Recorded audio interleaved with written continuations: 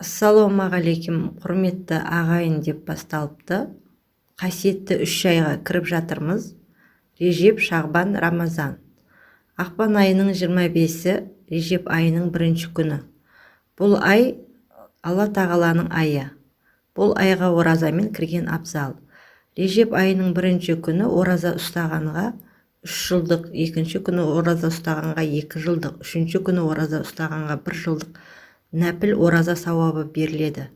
Ал қалған күндері ораза ұстағандарға әр күн үшін 1 айлық ораза сауабы бар.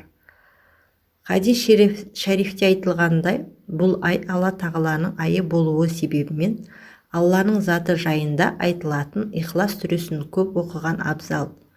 Бұл айда 2 қасиетті түн бар. Бірінші жұма түні болған Рағайып түні, екіншісі 21-ші түні болған Миғраж түні.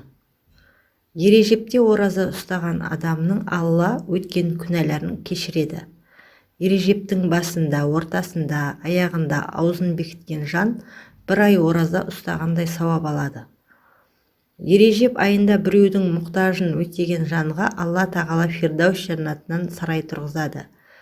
Бұл айда өзгеге сый құрмет көрсеткен Алланың сый құрметіне ие болады. Осы айда 1 күн ораза ұстаған жан жәннаттағы балдан тәтті сүттен ақ Ережеп атты өзеннен сусындайды.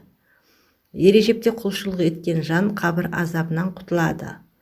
Ережептің алғашқы түнінде дұғалар сөзсіз қабыл болады. Бұл айда істелген сауап пен күнә 70 есе өседі.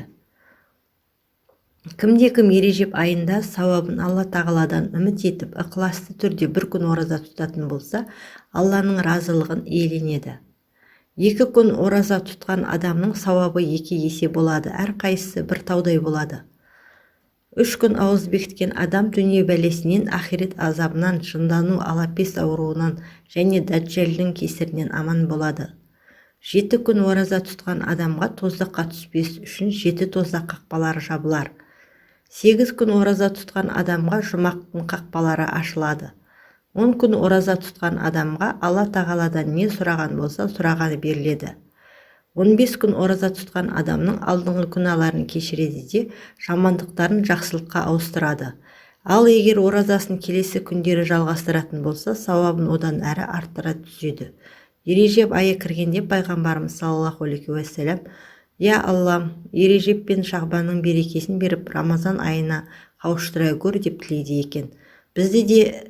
Біздікі де сол дұға: Рамазан, сені сағындық, саған аман жеткіміз келеді. Сенің жақындаған дүбіріңді сезіп жете алмай қалғандарға нендей өкініш.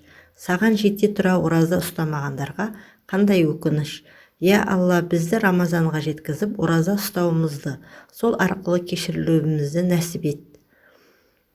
Әл-Кахф сүресінің 46-шы аятында: дүние мүлік пен бала шаға қу тіршіліктің сәні, ал мәңгі бақи өшпейтін, һәм есте зая болмайтын иманға негізделген игі істер, сондай-ақ игі жолда жұмсалған мал мүлік пен иманды бала шаға болса, Раббыңның құзырында сауап тұрғысынан да, оларға үміт арту жағынан да әлде қайда қайырлы, депті.